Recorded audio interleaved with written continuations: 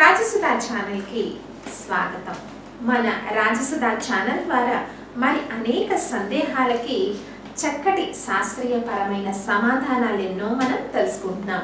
అలాగే success tips కూడా మనం చాలా తెలుసుకుంటున్నాం కదా।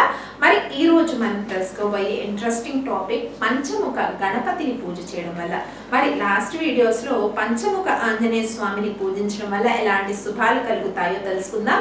ఏ సందర్భంలో పంచముఖ అంటే ఆంజనేయ స్వామి పంచముఖ అవతారం ఎత్తారో కూడా తెలుసుకున్నాం। మరి ఈ రోజు మనం తెలుసుకోబోయేది పంచముఖ గణపతిని పూజించడం వల్ల ఎలాంటి శుభాలు కలుగుతాయో తెలుసుకుందాం। ముఖ్యంగా పంచముఖ గణపతిని మనం పూజిస్తేనట జీవితంలో విఘ్నాలన్నీ కూడా తొలగిపోతాయట। జీవితంలో వచ్చే అనేక ఆటంకాలను చాలా వరకు తొలగించుకోవచ్చు। ముందుగా అసలు గణపతిని ఎందుకు పూజించాలో తెలుసుకుందాం।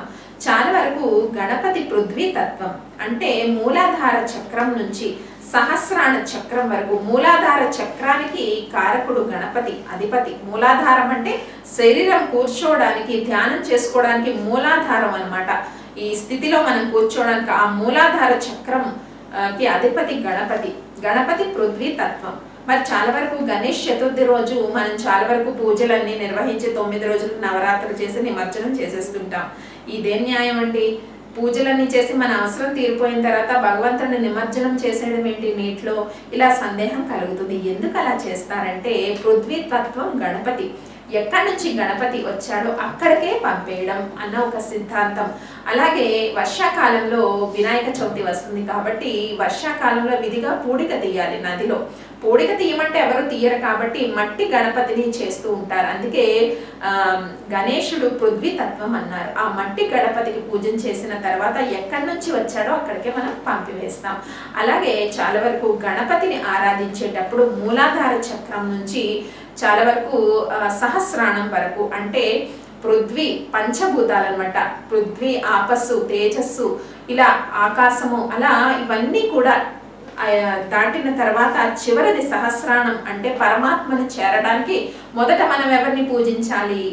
విఘ్నేశ్వరుని పూజించాలి। మరి ఈ సిద్ధాంతం ప్రకారం ప్రథమంగా మనం ఏ పూజ చేసినా ఏ పని చేసినా గణేష ప్రార్థన చేస్తూ ఉంటాం। ఆ వక్రతుండ మహాకాయ సూర్యకోటి సమప్రద నిర్విఘ్నం కురు మే దర్శే సర్వకార్యేషు సర్వదా అంటారు। కాబట్టి వక్రతుండు వినాయకుడిని పూజించడం అంటే వక్రతుండ అంటే ఓంకార స్వరూపం వినాయకుడిది కాబట్టి ఈ వక్రతుండంలో వినాయకుడు మనకు ఓంకార స్వరూపంలో దర్శనమిస్తాడు। కాబట్టి ఏ పని మనం ప్రారంభించినా మొదట అందుకే వినాయకుడిని పూజిస్తాం। మరి పంచముఖ వినాయకుడిని పూజించడం వల్ల మరి మన జీవితంలో వ్యాపారంలో అనేక ఒడిదుడుకులు కానీ విఘ్నాలు, ముఖ్యంగా చదువుకునే విద్యార్థులు ముఖ్యంగా గమనించండి, ఎన్నో విఘ్నాల్ని మనం తొలగించుకోవచ్చు। మరిన్ని పరిష్కార మార్గాల కోసం సబ్స్క్రైబ్ చేయండి రాజసుధా ఛానల్ని। ఈ వీడియో మీకు నచ్చినట్టయితే లైక్ చేయండి, షేర్ చేయండి, కానీ సబ్స్క్రైబ్ చేయడం మాత్రం మర్చిపోవద్దు। వీక్షించండి రాజసుధా।